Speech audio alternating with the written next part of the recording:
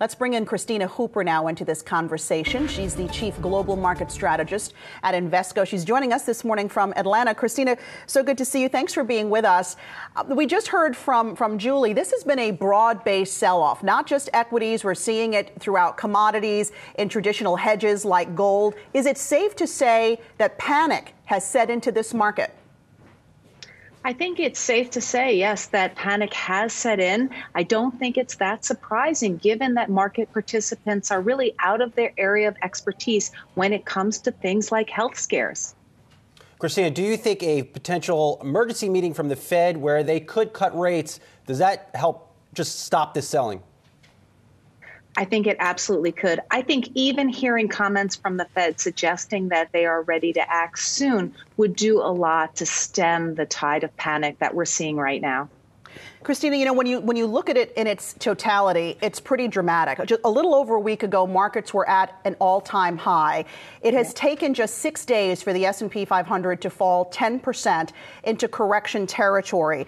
Do you think that this violent sell-off in essence, speaks to how quickly risk is priced into this modern market in a way that we perhaps have never seen it before? Well, I think it certainly suggests that, but I think the bigger takeaway from this is that markets in the shorter term are a voting machine, and it's only over the longer term that they're a weighing machine.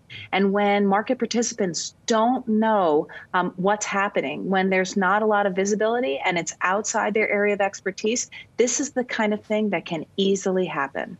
Kristina, I was looking at the advanced or decliners on the S&P 500, and we're at some of the most oversold levels going back to 1957. As you take a step back, is this a historic buying opportunity for long-term investors?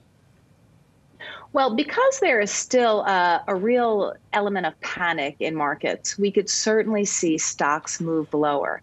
But yes, we are certainly in the midst of a buying opportunity. We just may see a better buying opportunity over the next few days, depending upon what happens and how quickly the Fed really creates confidence by articulating that they're willing to act. I mean, that's what we're all waiting for. The Fed provided 3 insurance cuts last year for a U.S.-China trade war that seems really very minor in comparison to what we're seeing today. Brian, let me bring you back in here because Kristina just brought up the Fed.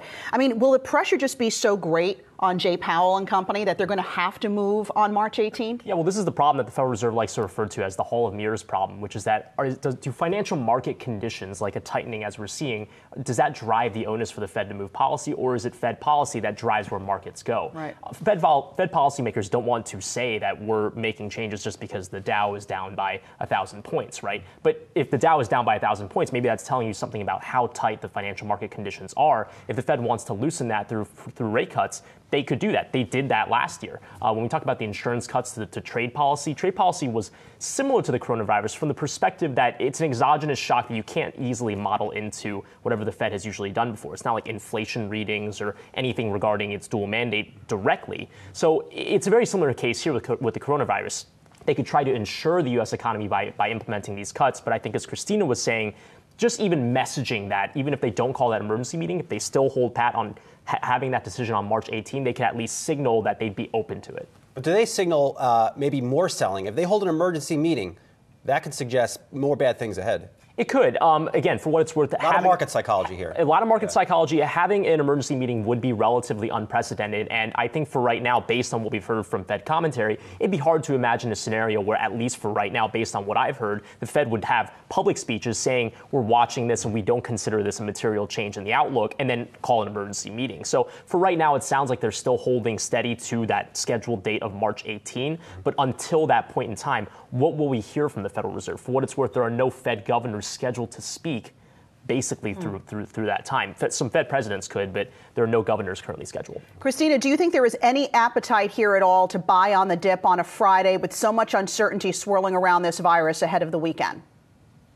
I think there certainly could be some. There's going to be sniffing around stocks that have seen a very, very significant drop in a short time. And however, it all really depends on when market participants expect the Fed will say something or will act. because I think that will be the signal that stocks are likely to go up. It's hard to see another source of stabilization in the short term.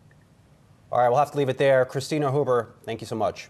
Hey investors, Zach Guzman here. Are you interested in learning more about the markets and getting the latest financial news? Well, then click right here to subscribe to our Yahoo Finance YouTube channel. Get the latest up-to-the-minute market analysis, big interviews in the world of finance, and information on how to manage your money every day wherever you are.